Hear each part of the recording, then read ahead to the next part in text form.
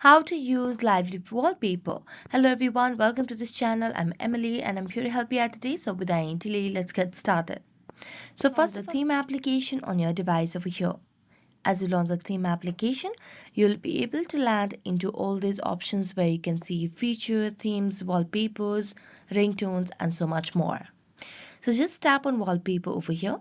As you tap on wallpaper, you'll be able to see options like live wallpaper over here as well.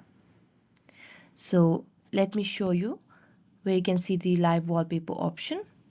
So as you tap on the wallpaper, you can just go to your account and then tap on home again.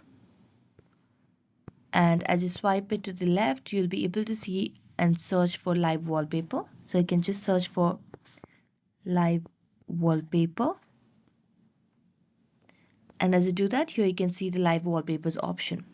So here you can see different options. Now you can just tap on any of this that you are more interested in right now.